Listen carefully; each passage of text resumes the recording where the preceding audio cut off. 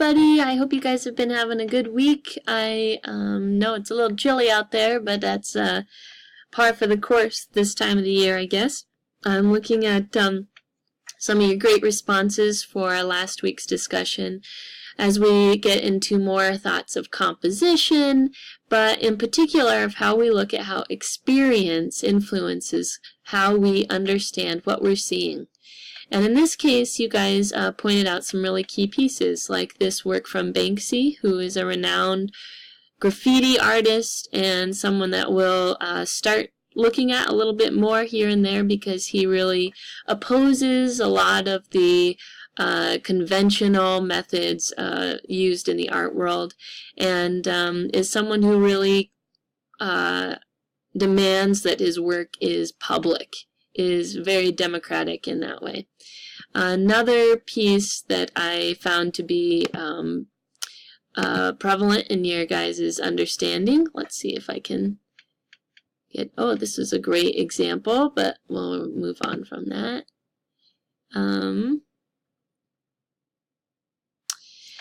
Several people looked into this medical symbol, so I am not apologize. I don't know exactly the historical context of this piece, but it's design-wise is a great indication of how we can see continuity through broken line, right? This is just a curve. It's simply a blue mark, but we unite it, we connect it, and start making these snake forms. And let me get to the one of the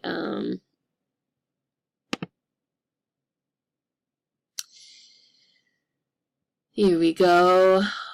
I really appreciate in mosaic work how we can start seeing that each little piece becomes greater than itself. It's bigger than this sum of its parts. And I appreciate how this not only shows how color influences how we group things, but how pattern does. So thinking about just the slight shift of these works from one angle to the next, one length to the next, to be able to regroup pieces into this swirling formation, which we know this ends here, but we think it has an illusion that it continues on into this spiral. And so we can get a sense in this that with these this flow and this movement, that it has a never-ending sort of cycle, even though visually we see that it ends. So just thinking about this power of experience and power of what you know to mold and shape what you understand. Opened up the next module, weeks 5 through 8. This takes us up through the midterm. But I wanted to focus on this transition that we're having from something in the first chapters that we've been looking at that's very vocabulary based into more context. So in this, you'll start seeing a combination of chapters.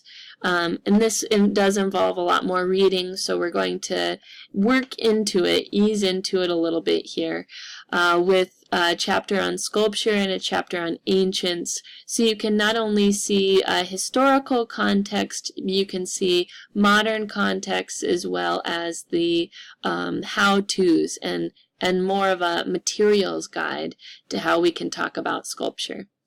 You'll see in the agenda that I'm posting that I have done this little low-tech video interviewing Reagan King, a local artist that just completed a mural at the Atlanta History Museum. I had a real privilege in stopping by to see that last weekend, and I really hope that if you guys haven't been there already to check it out, that you plan to do so, and have yourself a little treat at the Palm Cafe next door. So looking at our to-do list this week, one thing that you'll see is several videos that explore a lot of topics in the discussion of sculpture in Chapter 9.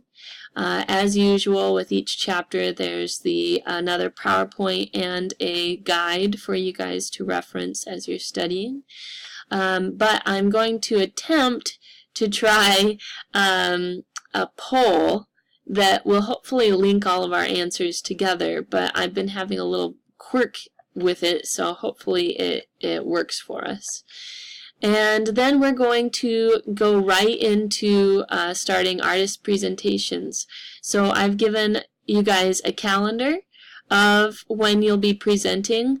I know Claire and Chad, it's coming right up, but hopefully you guys have enough time to post, and if not, give me a heads up. I am looking for a 4 to 5 minute video.